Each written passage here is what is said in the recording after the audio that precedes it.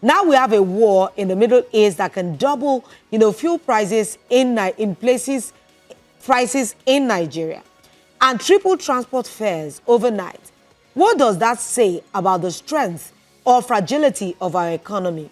After the break, we will be breaking down numbers, the realities, and the hard truths behind Nigeria's rising cost of living with Cheta Nwanze, partner SBM Intelligence. Do stay with us. Welcome back. So let's start with the numbers, because sometimes numbers tell a story that words cannot often do so. Across Nigeria today, the cost of preparing a simple pot of jollof rice, a meal that has long been a staple in our homes, has climbed to over 30,000 naira. That's not a luxury dish. That's a basic family meal. And what makes this even more striking is the speed of the increase, nearly 20% in just 6 months. But behind that number is a chain reaction, a spike in global prices, global oil prices, fuel costs rising almost overnight, transport fares doubling, even tripling, and every single step along that supply chain quietly adding to what ends up on our plates. So when you walk into the markets and prices feel unpredictable, when yesterday's budget no longer works today, this is the bigger picture behind it. And today we're breaking it down, not just what is happening, but why it is happening. Joining us now is Cheta Nwanze, partner SBM Intelligence, which puts out the Jollof Index, which tracks how much it costs a family of 4 to make the iconic Nigerian dish. Cheta, welcome back to Jasiri. Thank you for having me once again. I'm stumbling because I'm so sorry, guys. I just filled my tank again this morning, and I still had I had 3 bars left. Please ask me how much. Please, how much was it? Over 80,000. Yes. No. So I'm just, yes. The last one was 60-something thousand, wasn't it? Because the bars were left. Yeah, I'm not okay. So let's just talk. Okay, Cheta, let's get into the meat. My tank used to cost 8,500 to fill back in 2021. And now? I remember that very clearly. And now? 77,325. Okay. Take it in.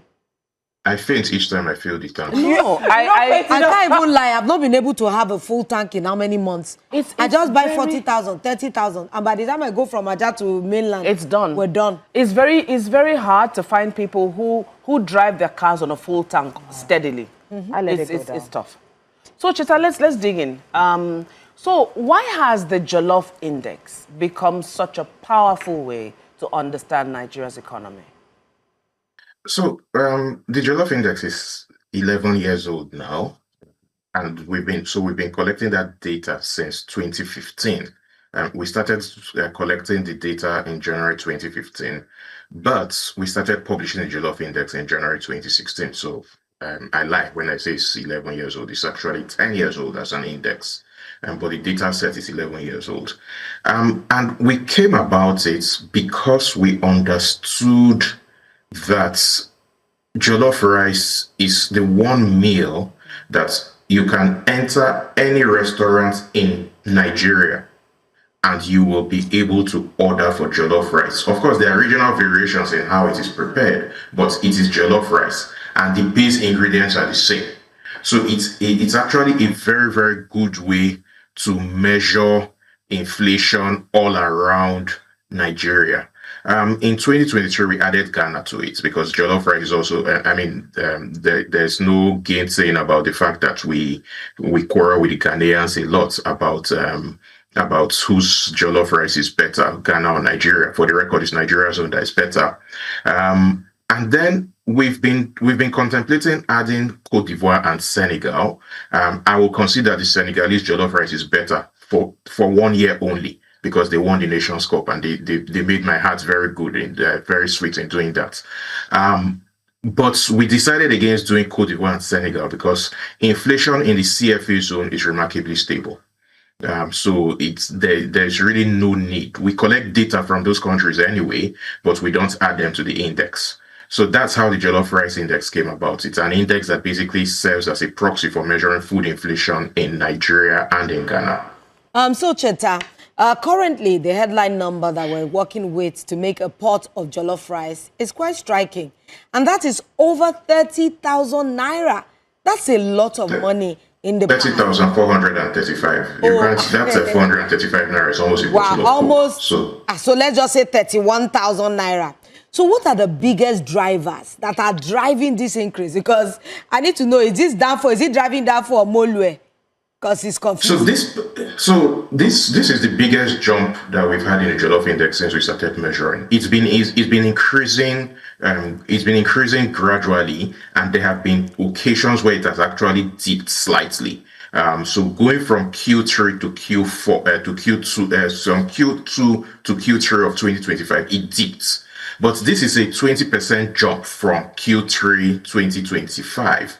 I think it's important to point out that the first Jollof index of the year, the one that we published in April, in this case we published on the last day of April. The first Jollof index of the year is basically a composite of Q4 and Q1. And the reason that we do that is that we don't collect data in December. One of the commonalities between Nigeria and Ghana, which all of us know, is that in December prices jump, and because this price jump means that it will skew the data that we collect. So because of that, we don't measure in December. We only go into the markets 11 months of the year.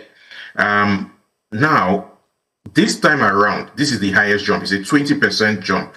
If you want to be pedantic, 19.4% jump from between October last year and March this year. And the reason for that is what we discussed the last time I was in the studio with you girls, which is the Strait of Hormuz, the war in Iran.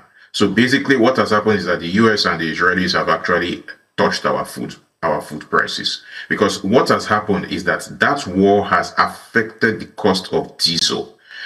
In affecting the cost of diesel, it has made transport fares to shoot up. In some cases, they've doubled. In other cases, they've tripled.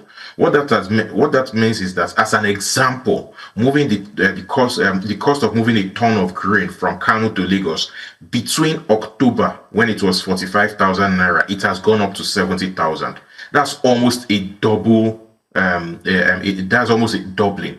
So essentially, what this means is that transport affects everything. Things have to move. Your bag of rice is not going to move itself from the field in Sokoto to the market in Lagos. What's going to happen is that it needs to be loaded to the back of a truck. When it's loaded to the back of the truck and the cost of moving that ton has doubled, what will a businessman do? A businessman is not in business to make a loss or to keep people happy. He's in it to make profit. So he will pass on that cost to the consumer. So that's what we're saying. So before I ask my next question, just for clarity, we know what it takes to make jollof rice. Tomatoes, pepper, what all that stuff. But in terms of the jollof index, what are the specific things that you're measuring? Just so people have an idea of how the jollof index measures the price that it takes for, I think, a family of 4 to make a pot of jollof. Family of 5. A family of 5. So what are the what are the things that the index is actually measuring? Just for clarity. So the index measures some of the ingredients. We collect food prices from so many ingredients, not just ingredients. We collect food prices for so many items, but there's a particular composite that we have chosen. So of course, rice is one of them. There's tomato, there's pepper, there's onions, there's turkey, there's chicken. I mean, when we're starting, I wanted to put plantain, because plantain is by far away my favorite food, but the rest of the organization basically kicked against that. So we have a basket of 9 ingredients that we measure, and we have a standard measure so that it is uniform across all the markets that we visit. And so basically the index is calculated using the prices of those according to a weighted basket.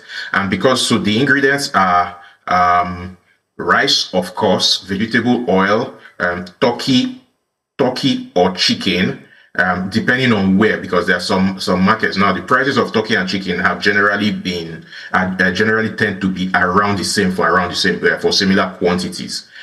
Beef, so essentially the plate of jollof that we're talking about.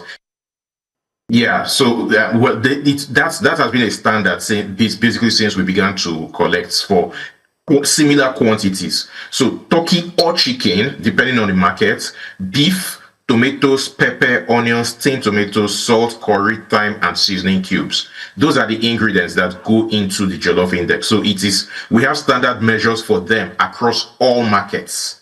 And it is those standard measures that go into into preparing the index. So we prepare the index, we compare, we total, and then we get the price, whether it is Nigeria or whether it is Ghana. And for ease for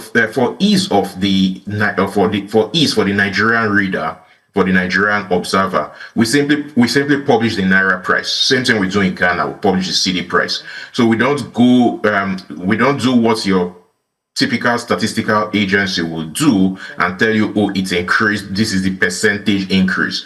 We just tell you this is what it costs to cook a pot of jollof for a family of 5. And we chose a family of 5 because as of the time we began to collect the data, that was the standard family size according to Nigeria's National Bureau of Statistics. So we've decided to stick with that, so that for ease of simplicity. Okay, so the report, the latest Jollof Index links the surge directly to the Iran conflict. Can you break that down for us? How does a war that is thousands of kilometers away, involving Donald Trump, not knowing how he wants to exit the war he started, how does that end up affecting food prices here and how families make decisions about what they eat? So, I think we'll go back to, and maybe you want to cut clips of the last time I was in the studio because we talked about it then. So basically, the Iran war is a trigger, not a cause. It basically helped to accelerate it. The last time I was in the studio, I showed you a map with the different choke points of goods around the world. Yeah. Now, I also explained then, because that reality has not changed, crude oil around the world is priced in US dollars. Yes. That's where the petrodollar came from. Yes. So essentially, whenever there's a rise in the price of crude oil, whether you're an oil producing country or not, you will get affected by that. And we have a situation where the Dangote refinery, which a lot of Nigerians mistakenly felt would bring down the cost of petrol in Nigeria. After all, the government will be buying petrol from there, will be buying crude oil, will be selling crude oil to Dangote in Naira. That's what a lot of Nigerians felt. People forgot a basic truth, that Dangote borrowed money in dollars in order to build that refinery. So that cost is still there. Whenever, and for the first time in our history, at least, this is the first shock to the system, to the global system that Nigeria is experiencing directly, because in the past we used to have something called the fuel subsidy, which, it must be said, was very wasteful. So let's not go into that politics. The bottom line is we are now experiencing the shock directly. All prices have gone up significantly since February 28th, when the Americans and the Israelis began to bomb Iran. Nigeria has no strategic fuel reserve. Nigeria has no transport cost stabilization. And maybe it's time to expose Tulu a bit. Tulu used to work with us in the past. She used to help us with our videos. So Tulu, you might remember when we did a study on Nigeria's food system, we discovered that Nigeria has 4 days worth of food reserves. You narrated that video. Yeah. That has not changed. So basically, we don't have food system buffers, essentially. So when you have that, you don't have a fallback. You don't have a reserve that will cushion the impact of what is happening in the global economy. Essentially, what is going to end up happening is that when the war starts, which is what has happened, then you will end up you end up in a situation where it affects prices. Any shock to the system will have an effect, and that effect will end up on people's tables. Okay, so Cheta, now that it is clear that fuel prices are at the center of this crisis, are we essentially saying that Nigeria's food inflation is now fuel-driven? Yes, I mean, and the National Bureau of Statistics confirmed it when they published in the middle of April, when they published the inflation numbers. They actually said it. Remember that headline inflation went up from 15.06% to 15.38% in March, and month-on-month inflation doubled from what it was before. It was in the 2% range before it doubled to 4%. And they were very clear in the reports. It is the war that caused it. Anyway, I'm just listening, and some of these points just hits very close to home. The report keeps mentioning things like transportation fares tripling in some cases. How critical is logistics in this entire cost chain? Because that's what helps goods and services move from place to place. Incredibly critical. Logistics is the lifeblood of any economy. You need to be able to move things from where they are produced. In Nigeria's case, where our food growing regions tend to be in the hinterlands, and then our cities. So if you take the Jollof index on a city by city basis, or on a geographical basis, you'll find that Abuja had the highest increase in its Jollof index. It was up 14.7% in a month, and the reason is because Abuja it's surrounded by food growing regions, but it is square in the middle of an insecurity crisis that is touching at the fringes of Abuja.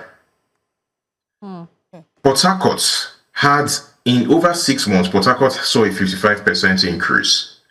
And the Port Harcourt zone is a logistical problem, short and simple. So the logistics are very important, because the cost to move materials, this affects food, this affects building materials, this affects everything. That cost, once the cost of moving things from that's moving goods, services, and people, once that cost goes up, that excess cost will be passed on to the final consumer. So essentially, that sharp rise in petrol or diesel being the key one, the sharp rise in diesel costs has translated from the transporters, the people who are transporting, to the people who are selling, who in turn have translated it to the final consumer. It's just that simple. So let me pick up from that, because one thing that stood out is that 82.7% of the traders that you spoke to directly linked the price increases to the war. So is this a good thing? Does this suggest awareness, or it suggests frustration that made me say, let me go and find out why I'm trying to buy something or I'm trying to sell and this is not happening? So, and at what point does inflation stop becoming just mere economic data and becomes a full-blown social crisis?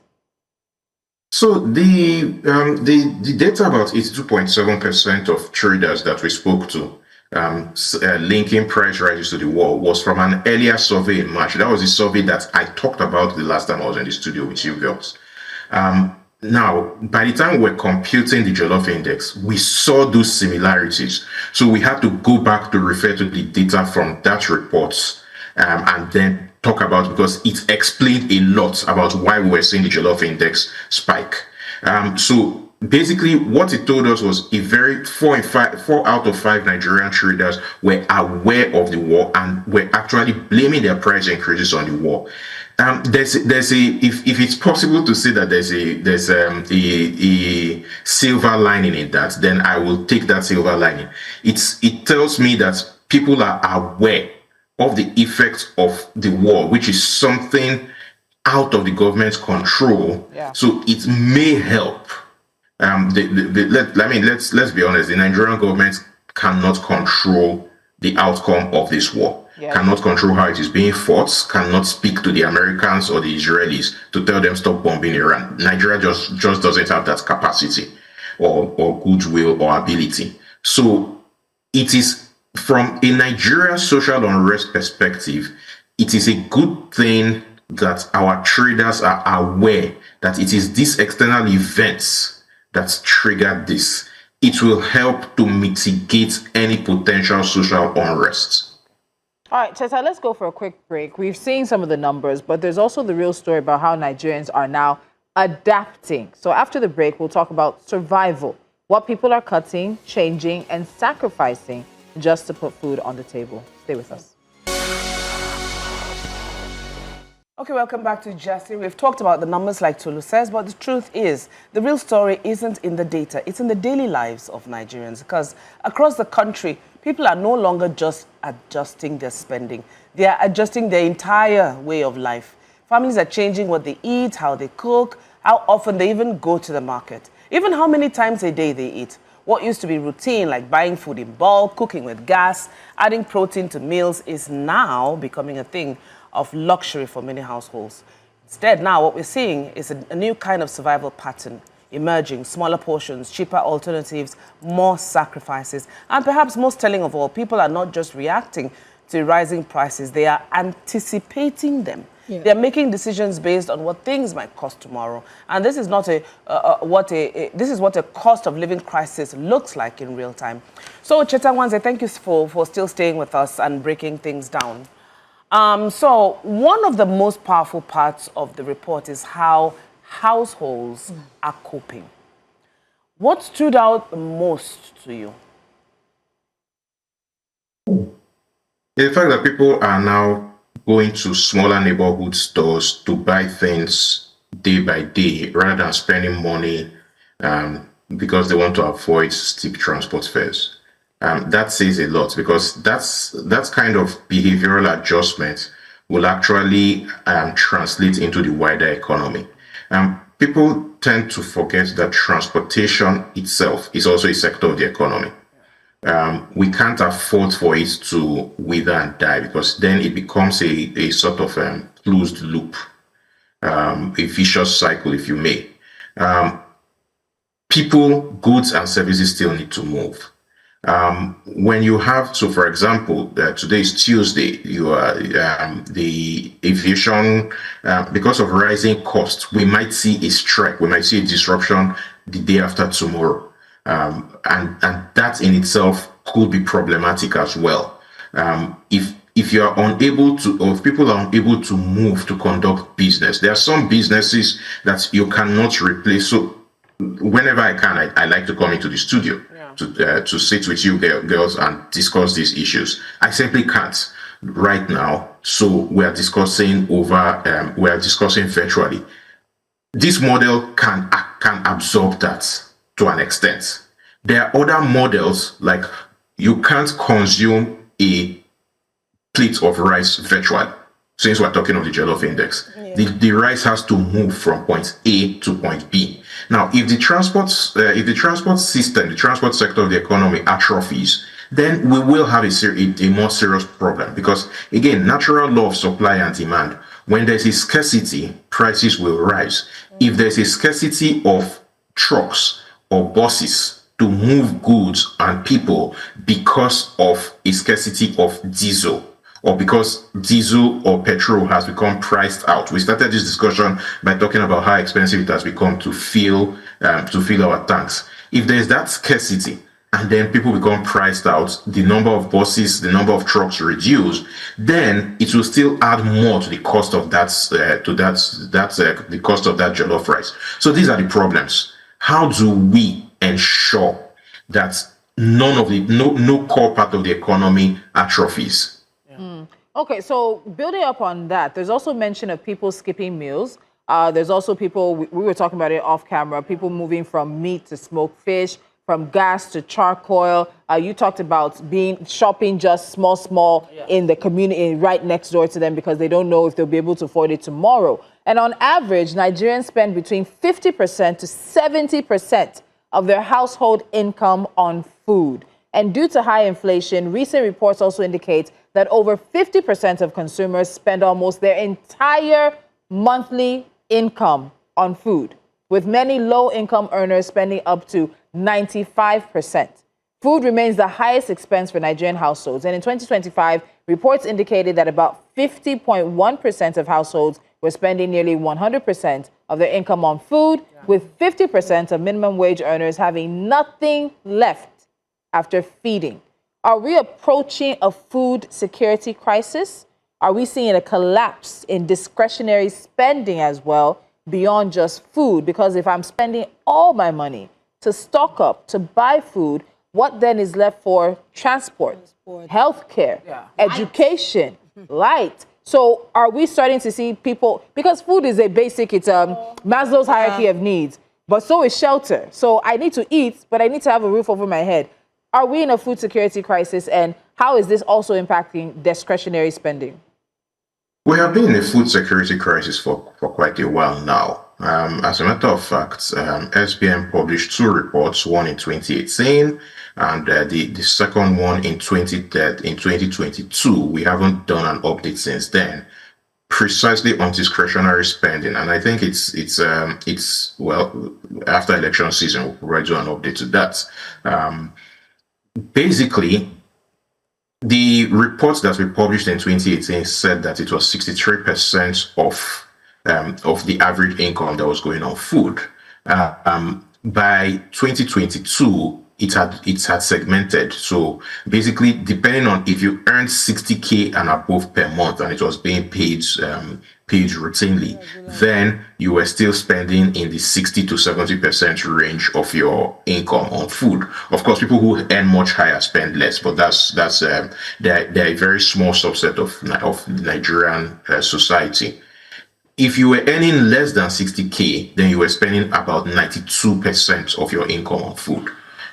So what that speaks to is a collapse of discretionary spending, and we've been there for a long time. Now I would ask you a question, and I'll give you girls 5 seconds to try and answer. What do you think is the second thing that Nigerians spend money on the most on average? Transportation. After food. Transportation. All of you failed. Wow. Data, communications. And so we were shocked by that result. This was from our 2022 survey. So bear in mind that this is 4 years old.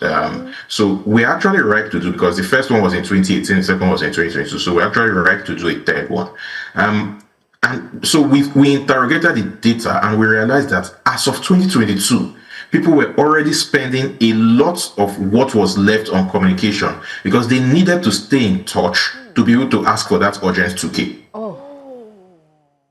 Oh, this is like slapping us, Cheta. Especially with the allegations around data right now. Yes. There's a lot of conversation on social media about how people's data is being used, is running out. And so when you think about... Yes, there's a conversation around QoS within the telecom sector, which is something that we did a report on for a client last year. So because of the NDA, I can't really speak to it. But there's that problem. Whichever way, the point is, for your average Nigerian, the most important thing remains food. You have to put food on the table. That's a line item that cannot leave. Tolu talked about shelter. Most people now take care of shelter by waiting, at least quote unquote, luckily, we do rent in an annual fashion. So most people, it is towards that rent period that they start running around to borrow money. They no longer save towards rent. They spend. They don't. They don't have enough. We're just saying that people don't have enough, Cheta. People are borrowing. You're very spot on that. People are just they wait for the last minute to just see how they can get. Cheta, let's quickly add the traders angle to this, because we know that a lot of people that are, let's say Nigerians have even grown in entrepreneurship, and a lot of people are into trading. And we're also hearing that there's a lot of struggle in that department. Some are selling out of their stock, and they are refusing to restock because of the volatility of the market. They're unable to restock. Yes. They are saying that they are so scared that if they buy this at this cost, they might not be able to sell. So are we seeing an early signs of market contraction? Or what does that say about supply chains? So specifically in 2 of the markets that we visit, this was in Onitsha and Kano, we heard this routinely, or we heard it, okay, not routinely, we heard this regularly. A lot of people that we spoke to in those 2 markets said that they are being very careful with restocking because people are unable to buy. And, because these goods are perishable, they don't want a situation where they will spend a lot of money to buy, people are unable to buy, and then they will end up having to throw it away, which represents a total loss. So when people start adjusting their behavior like that, it's not very comfortable. It's not very comfortable reading. One of the things that I remain very frightened of is social unrest, because social unrest can, especially in a country like Nigeria, can easily become uncontrolled, which is why the story that Tolu told about the police before we started this segment is quite scary. When you are seeing policemen saying quite openly to a journalist that the IG is giving his own instruction in his own pocket and they are doing their own thing in their own pocket, it's frightening because it tells you that command and control has broken down. I wouldn't use the word collapsed here, but let's keep that in reserve on the substitute bench. If command and control has broken down, it explains why we see incidents like what we saw in Delta states. Yeah. And you can't control the reaction of the population to this. What I will always point out is the Bob Marley saying, a hungry man is an angry man. Nigeria is full of hungry people. As a result, Nigeria is full of angry people. Okay. Cheta, so now that we've identified the drivers, we've established what the problem exactly is and the adjusting that Nigerians are doing all too familiarly, do you think it's too late to do something? For anything to be done, something? What policy responses would actually make a difference right now? Short term and in the long term, what must fundamentally change in Nigeria's food and logistics systems? You have 45 seconds. 45 seconds. Okay, so first things, and then you're chopping from 45 seconds by reminding me. First things first, our policy making for years has been too reactive. We need to change that. We need to start having proactive policy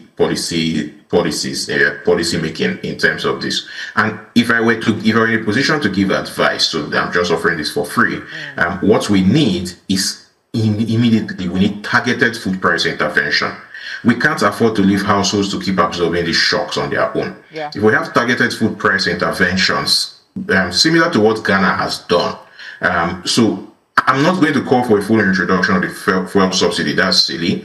What we need to do is something similar to what Ghana does. Basically have a sort of stabilization where prices can be stable for at least 2 weeks to a month. A sort of intervention fund where you stabilize the prices for 2 weeks to a month and then adjust as the situation demands. That's where people can plan. Because the big challenge here is the inability to plan for the average household. We have to leave it at that. Thank you so much, Cheta, for joining us today. It's always a pleasure. Always. Every time you come. We glean so much wisdom. Anyway, at the end of the day, this is not just about inflation. It's about dignity. Because when a family has to decide whether to eat a meal or just not eat at all, something is fundamentally broken.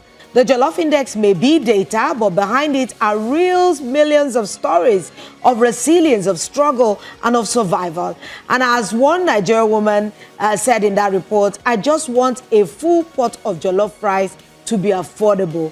It sounds simple, but right now it feels like out of reach.